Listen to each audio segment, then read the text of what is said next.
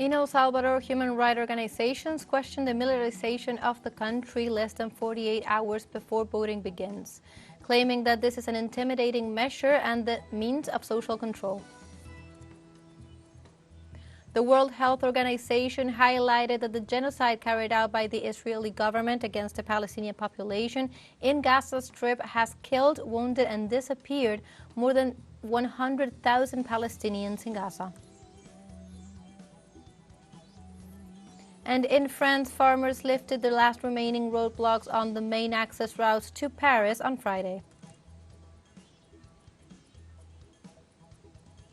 Hello and welcome to From the South. My name is Belén de los Santos and from the teleSUR studios in Havana, Cuba, we begin with the news. In El Salvador, human rights organizations question the militarization of the country less than 48 hours before voting begins.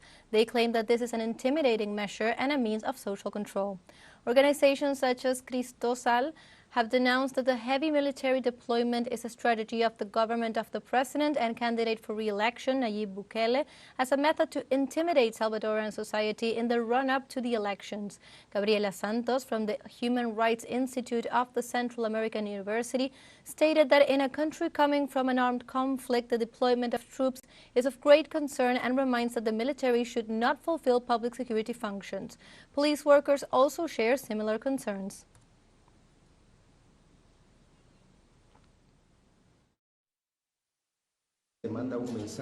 The message is sent that the country can only have security if it is militarized, and that is not correct.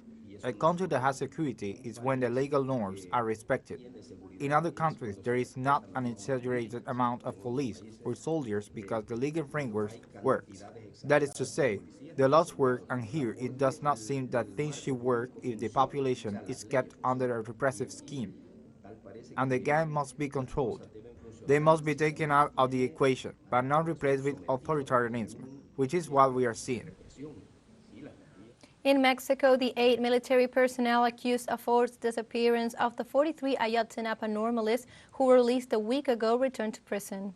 A federal court on Thursday reversed the order of Judge Raquel Duarte that freed them in the middle of the weekend. Like everything related to the disappearance of the 43 normalists, this chapter has also meant a confrontation between the judicial and executive branches. The lawyers of the soldiers had requested to change the provisional detention for a bi-weekly visit to the court. The decision of the judge who released them was harshly questioned. The military returning to prison had been linked to a protected witness with the criminal group United Warriors.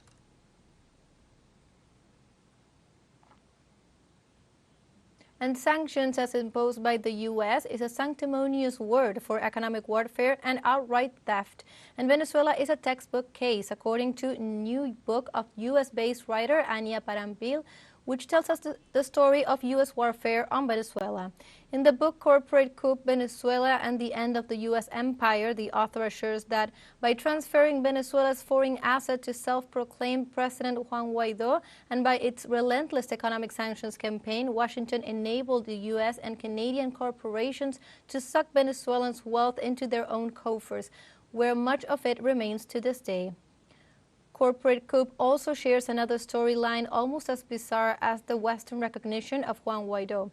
In February 2019, 1 month after Guaido inaugurated himself, the U.S. announced that it would force a convoy of humanitarian aid into Venezuela from Colombia and began assembling a military presence on the border to oversee its delivery.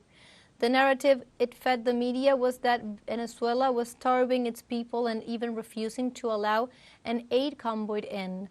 Parampil also assured the country's vast natural resources, including the world's largest oil and gold reserves, belongs to the Venezuelan people. This of course sparked the ire of Western oil and mining companies and the governments that represent them, most of all the U.S.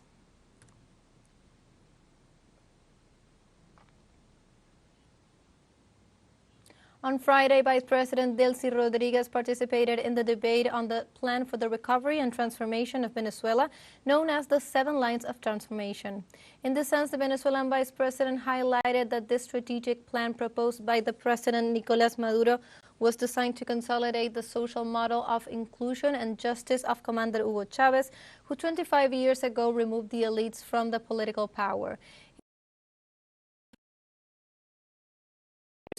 arrival of the Bolivarian project by the hand of Commander Chavez.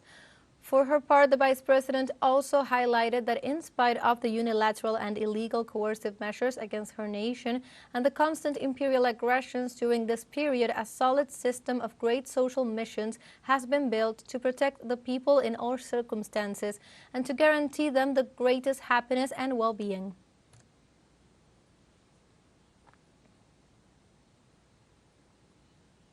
The Prime Minister of St. Vincent and the Grenadines, Ralph Gonsalves, congratulated the Venezuelan people and President Nicolas Maduro on the occasion of the 25th anniversary of the assumption of President Hugo Chavez. The government and people of this blessed land salute the government and people of the Bolivarian Republic of Venezuela on the 25th anniversary of the induction of President Hugo Chavez, the eternal commander, into the presidency after his electoral triumph a few months before. Likewise, the Prime Minister highlighted the birth of the Bolivarian Revolution and the achievements obtained during Chavez's mandate. Celebrate the life and work of Hugo Chavez. But it is not only our comrade Hugo that we celebrate. All the people in Venezuela, all the Bolivarians, all throughout Latin America and the Caribbean, we have to thank for this immense opening, an opening which has been continued by President Maduro and the Bolivarians in Venezuela, in Latin America, and in the Caribbean. I'm looking forward very much on March the 1st to host President Nicolas Maduro and the rest of CELAC, 33-member state of this important, which Hugo Chavez was instrumental with others in establishing. Jamaica will hold its municipal elections on February 26th after 8 years without holding them due to the interruptions associated with the COVID-19 pandemic.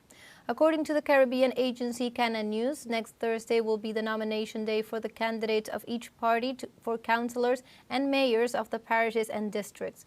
Subsequently, the candidates will start with their proselyting campaigns in the 228 constituencies with a view to presenting the program and public good initiatives they plan to implement if they win the favor of the voters.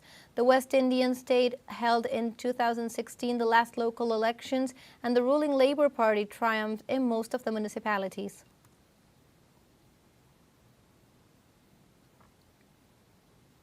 And a small plane crashed at a Florida mobile home park on Thursday, killing several people aboard the plane and in one home, fire officials said. The pilot of the single-engine Beechcraft Bonanza B-35 reported an engine failure shortly after the aircraft went down at about 7 p.m., the Federal Aviation Administration reported. Clearwater Fire Chief Scott Ehlers stated at a news conference it crashed in the Bayside Waters mobile home park in Clearwater, hitting one home and leaving at least 3 homes with the fire damage, although the flames were quickly doused. Ehlers didn't give the exact number of people killed, saying only that several people aboard the plane and in a home had died. Ehlers also mentioned that the pilot reported an emergency to St. Pete Clearwater International Airport shortly before the plane went off radar, about 3 miles north of a runway.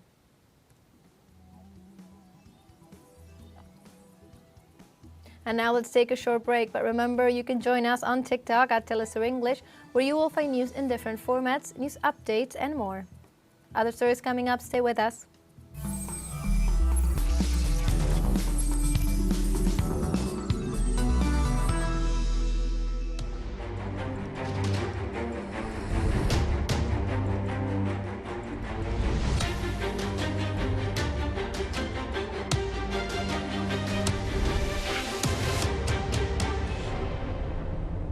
Welcome back to From the South. On Friday, the World Health Organization highlighted that the genocide carried out by the Israeli government against the Palestinian population in Gaza Strip has killed, wounded, and disappeared more than 100,000 Palestinians in Gaza. According to the report of the highest World Health Organization, the number of Palestinians killed exceeds 27,000 dead, and the number of wounded could soon reach 67,000 victims in the next few hours. In this sense, the WHO added that there is certainty that the missing could be Palestinian dead under the tons of rubble left by the innumerable bombardments of the occupier.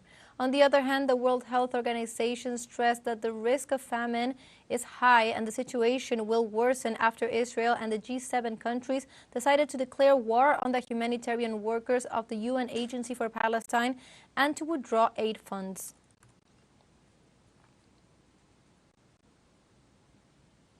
Also on Thursday, the genocidal operation carried out by Israel in Gaza has been catalogued by experts of the United Nations Organization as the most lethal armed conflict for press workers in modern history.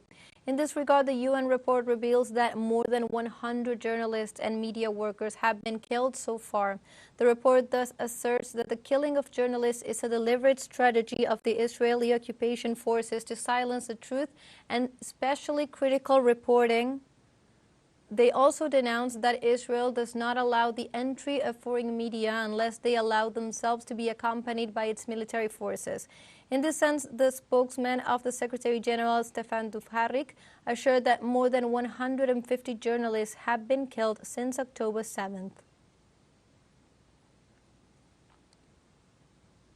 And the United Nations is warning that Rafah is becoming a pressure cooker of despair as thousands of people flee into the city from Khan Yunis and other parts of the southern Gaza as the war grinds on. Jens Leark, spokesman of the UN Office for the Coordination of Humanitarian Affairs, stated that the situation in Rafah is not looking good amid concerns that the city may be a new focus of Israel's campaign against Hamas in Gaza. Leark expressed in a regular UN briefing in Geneva on Friday that they fear for what comes next. Speaking from Jerusalem, Dr. Rick Peppercorn, the representative of the World Health Organization in occupied Palestinian areas, stated that the UN Health Agency estimates that at least 8,000 Gazans should be sent abroad for medical care. Of those, some 3/4 or 6,000 need care for war injuries, such as treatment for burns or reconstructive surgery.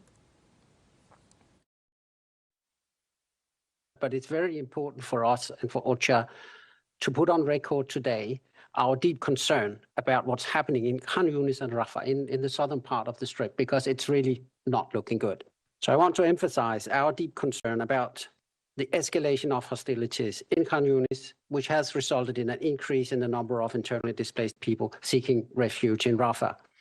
In recent days, thousands of Palestinians have continued to flee to the south, which is already hosting over half the Gaza's population of some 2.3 million people. Most are living in makeshift structures, tents, or out in the open. Rafah is a pressure cooker of despair, and we fear for what comes next. The Syrian army's anti-aircraft defense system have repelled on Friday a new aggression by the Israeli occupant. The Zionist government fighters launched from the occupied Golan several projectiles. Most of them were intercepted and others hit areas in the towns of Sayyida Sanaib, which is about 10 kilometers from Damascus, the capital. The Syrian forces have confirmed the attack but have not yet made any mention of fatalities or injuries.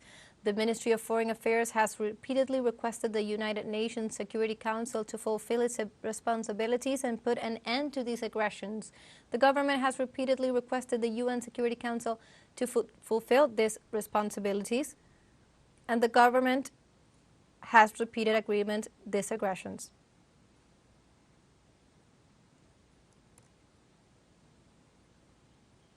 The United States and the United Kingdom carried out a new attack against Yemen on Friday.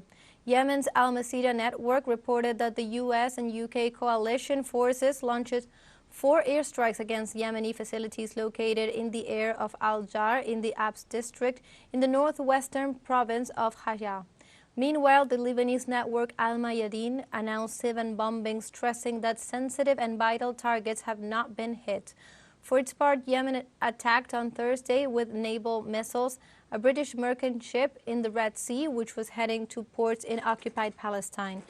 The Yemeni army has reiterated its commitment to maintain these attacks until the Israeli regime puts an end to its indiscriminate war in Gaza, which has claimed the lives of more than 27,000 people. And we now have a short break coming up, but before we invite you to join our WhatsApp community for our English-speaking audience. You can scan the QR code on screen to join directly and also share the link to reach more people. Constant news coverage of Latin America and the Caribbean, as well as the rest of the world. Stay connected and informed with teleSUR. Final short break. Don't go away.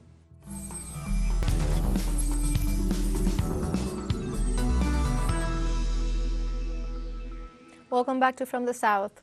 In France, farmers lifted the last remaining roadblocks on the main access routes to Paris on Friday, a day after the Prime Minister introduced new measures aimed at protecting their livelihoods. French farmers were gradually lifting their roadblocks around Paris and elsewhere in the country on Friday, a day after the French government offered over 436 million euros in various measures meant to answer their grievances over low earnings, heavy regulation, and unfair competition from abroad. On major highways around the French capital, protesters took down tents, cleaned up the road, and set fire to straw bales that they were using as barricades. Convoys of tractors were leaving the sites in a peaceful and orderly manner amid a large police deployment meant to ensure the security of the operations. Meanwhile, Belgian farmers created transportation chaos in new parts of the country on Friday to protest wages and bureaucratic meddling. On Thursday night, hundreds of tractors began blocking several motorways near the border with the Netherlands. The routes are some of the busiest in Europe, and the motorways are the arteries for trucks going in and out of the port of Antwerp. The protests along those taking place in France are the culmination of weeks of protests across the continent over excessive red tape and competition from cheap imports. In Malaysia, more than 100 Rohingya immigrants have escaped from a detention center after a protest, with one confirmed killed in a road accident. Immigration Department Director General W.H.O said the escapees included 115 Rohingya, 16 Myanmar nationals, and one Bangladeshi, one of them killed by a car impact. Nearly 400 officials were sent Friday to hunt the escapees down. District Police Chief Mohammad Naim Asnawi reported that the immigrants escaped from a riot at the center. It was the second such breakup since 2022, when 528 Rohingyas escaped after a protest. Most were rearrested. Malaysia is a preferred destination for Muslim Rohingyas fleeing from the Buddhist majority in Myanmar or those trying to escape refugee camps in Bangladesh, housing about 180,000 refugees and asylum seekers.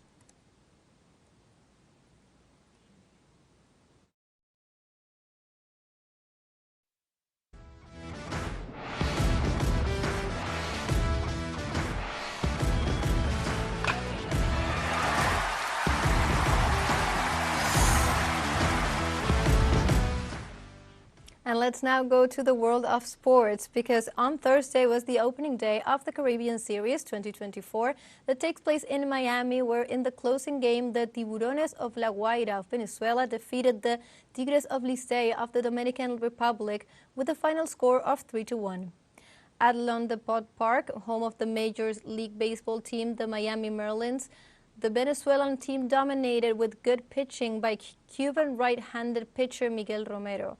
The first Venezuelan run came from a Luis Torres single to right field to put Venezuela up on the scoreboard. Later in the top of the sixth, Ramon Flores singled to center field to drive home plate to Wilson Ramos for the second Venezuelan run. Later in the top of the ninth, another Cuban, this time a former MLB star, Yasiel Puig, hit a solo home run to left field to extend the lead to 3-1. It is worth to recall that the Tiburones of La Guaira last appearance in the Caribbean Series was in 1986.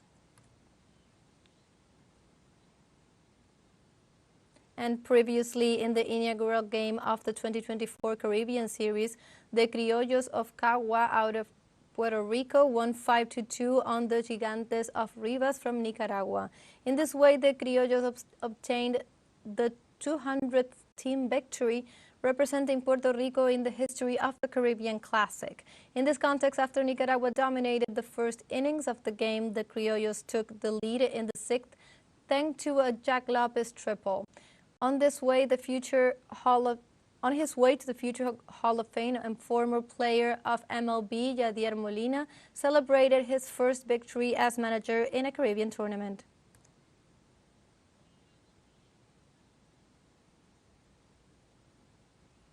And let's move now to the middle game of the opening day, where the non-member team of the Caribbean Professional Baseball Confederation, the Royal Scorpions of Curaçao, won in their debut against the historic representative of Mexico, the Naranjeros of Hermosillo, with a close score of 6-5. In the second inning, Mexico scored 2 runs thanks to a back-to-back home runs of Aaron Alter and Julian Ornelas. This in the sixth, Curaçao answered with another back-to-back homers by Jonathan Scott and Ademar Rifalea to take the lead from 5-2. Finally, in the former Japanese League star Vladimir Valetian hit another home run to give way to his team to win the run.